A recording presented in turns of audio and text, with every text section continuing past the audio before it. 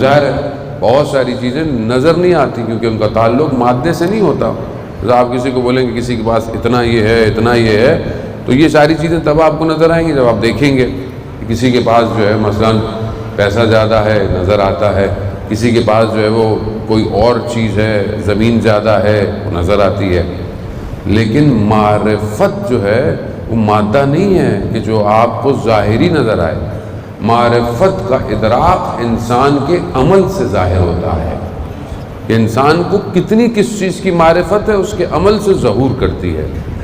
اب اگر ہم ان کی زندگی کو دیکھیں تو کون سی چیز ایسی ہے کہ ظاہری طور پر کوئی بہت ثروت نہیں ہے ان کی زندگی میں.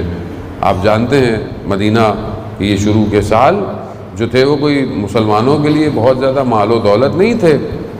مال غنیمت بھی وہ جنگوں میں ملتا تھا تو اس میں لوگوں کی تعداد اور اس کے تقسیم ہونا اور ساری چیزیں ایسا نہیں تھا. اور رسول خدا حضرت محمد مصطفیٰ صلی اللہ علیہ وسلم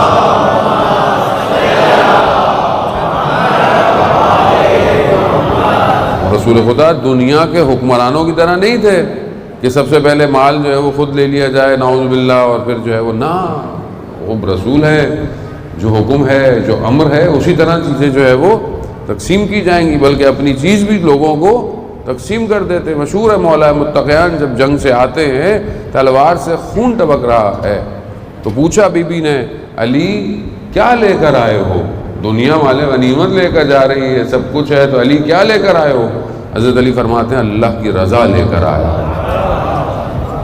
وہ یہ چیزیں مادے میں نہیں آپ اس کو سمیٹ سکتے. رضا الہی مادے میں نظر نہیں آئے گا, رضا الہی عمل صالح میں نظر آتا ہے. انسان کا عمل کیسا ہے وہاں نظر آئے گی. اب یہ معرفت جو ہے خدا شناسی کی کہ خدا نزدیک کیا ہے, خدا ہمارے لیے کیا ہے, خدا کو ہم اپنی زندگی میں کہاں دیکھتے ہیں. خوب یہ ساری چیزیں آپ کو اپنی زندگی میں نظر آنی چاہیے. بی بی کی زندگی میں سے اول سے لے کر آخر تک اپنی زندگی میں صرف خدا کے کچھ اور نہیں ہے, صرف خدا ہے.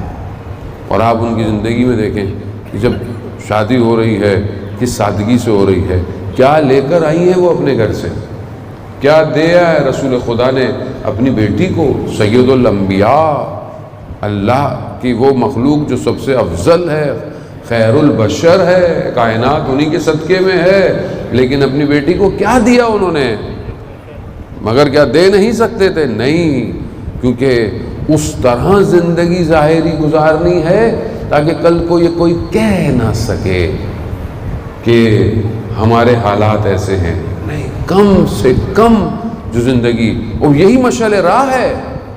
بی بی کی زندگی کی سادگی جو ہے وہ صرف اس لیے نہیں ہے کہ ہماری شادیوں میں صرف حدیث قصہ پڑھیں اور اس کے بعد کوئی بھی چیز ایسی نہ ہو کہ جو ان سے تعلق رکھتی ہو. نہیں, اصل تو یہ ہے کہ وہ شادیاں ویسی ہوں جیسے وہ چاہتے ہیں. سب سے پہلی چیز معصیت نہ ہو. خدا شناسی کیا ہے کہ وہ کام نہ کروں جس سے خدا ناراض ہو, وہ معصیت ہے. وہ ہماری محفلوں میں, ہماری شادیوں میں, ہماری چیزوں میں نہ ہو. اور یہ تبھی ممکن ہے کہ جب گھر ایسا تربیت یافتہ ہوگا جو گھر اس گھر کو رول ماڈل مانتا ہوگا. صرف مجلسوں میں اہل بیت کو ماننا کمال تھوڑی ہے. آپ کچھ اور ہوتے تو چرچ میں بیٹھے ہوئے ہوتے, اب آپ یہاں محلے میں شیعہ ہیں تو آپ سنی ہیں, جو بھی ہیں بہرحال اب آپ کی مجبوری ہے یا جو بھی کہہ لیں, بہرحال محبت ہے, لیکن آپ کہیں اور ہوتے تو کہیں اور بیٹھے ہوئے ہوتے. اصل تو یہ ہے کہ آپ کا گھر میں یہ لوگ کہاں ہیں, آپ کے گھر کے اعمال میں یہ کہاں ہے.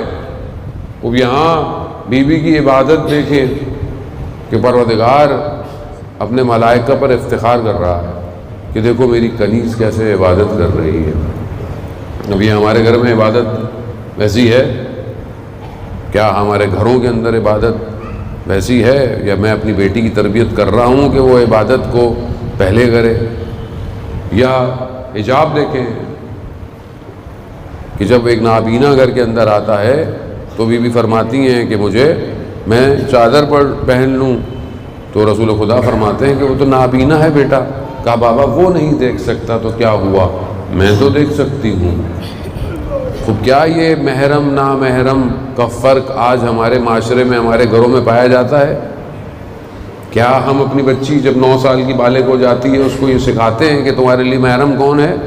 کزن تمہارے لیے نامحرم ہے، یہ ساری چیزیں نامحرم ہیں، معاشرہ. اور اس سے بڑھ کر آج معاشرے کے اندر جو سب سے بڑا فقدان ہے وہ یہ سوشل میڈیا ہے، یہ موبائل. جہاں اس کے بہت سارے فائدے ہیں وہاں سب سے بڑا نقصان یہ ہے کہ محرم نامحرم ختم ہو گیا ہے. آپ جو دل چاہے دیکھیں، جس سے چاہے رابطہ کریں، حرام حلال ہو گیا ہے. انسان کو پتہ ہی نہیں ہے کہ گناہ کر رہا ہے کہ کیا کر رہا ہے. انسان اپنے ظاہر کو دکھانے کے لیے، نمود و نمائش کے لیے، خود زینت خاتون کی اس کے محرم کے لیے ہے. ایک خاتون کی زینت اس کے صرف شوہر کے لیے، باقی کسی کے لیے نہیں ہے. حتیٰ جوتوں کے چلنے کی آواز سے لے کر، خوشبو سے لے کر، اگر کوئی اور شخص کھنچتا ہے تو اس نے گناہ اور معصیت کی ہے. تو کیا یہ معاشرے کے اندر ہم اپنی تربیت کر رہے ہیں اپنے گھر والوں کی، اپنی چیزوں کی، یا نہیں؟